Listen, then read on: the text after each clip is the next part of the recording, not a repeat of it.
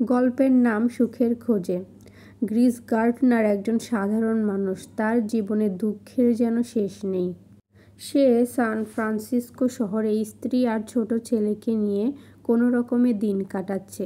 তাদের ঘর ভাঙার টাকা নেই, খাবার টাকা নেই, হাহাকার। তবুও গ্রিস হাল ছাড়ে না। গ্রিস একটি কোম্পানির মেডিকেল যন্ত্র বিক্রি করত, কিন্তু সেটা খুব একটা বিক্রি হতো না। ফলে তার আর্থিক অবস্থা দিন দিন খারাপ হতে থাকে। এমনকি একসময় তার স্ত্রী তাকে ছেড়ে চলে যায়। সবচেয়ে কষ্টের ছিল ছোট ছেলে ক্রিস্টোফারকে নিয়ে। তাকে রাস্তায় রাস্তায় ঘুরে বেড়াতো আশ্রয়ের খোঁজে।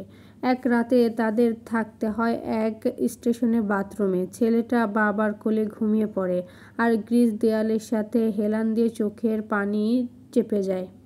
কিন্তু গ্রিস স্বপ্ন দেখছিল সে একদিন স্টক ব্রোকার হবে। সে প্রতিযোগিতা দিয়ে এক শীর্ষ বিনিয়োগ কোম্পানিতে ইন্টার্নশিপ পায়। এই ইন্টার্নশিপে কোনো বেতন নেই, তবুও সে মনে প্রাণ দিয়ে কাজ করতে থাকে। দিনের পর দিন অফিসে কাজ করে শেষ করে রাতে বাড়ি ফেরে।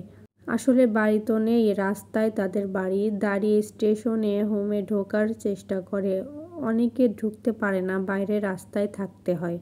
অগণিত রাতের ক্ষুধা, ঘুমহীন আর কষ্টের পরও গ্রিস হাল ছাড়েনি। অবশেষে কয়েক মাস পরে কোম্পানি থেকে তাকে স্থায়ী চাকরির অফার দেয়।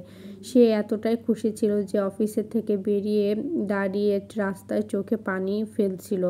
ছেলের চোখেটি পানি পড়ছিল। ছেলের হাত শক্ত করে ধরে সে নিজের মনেই বলে, একটা জীবনের চেয়ে সুন্দর মুহূর্ত।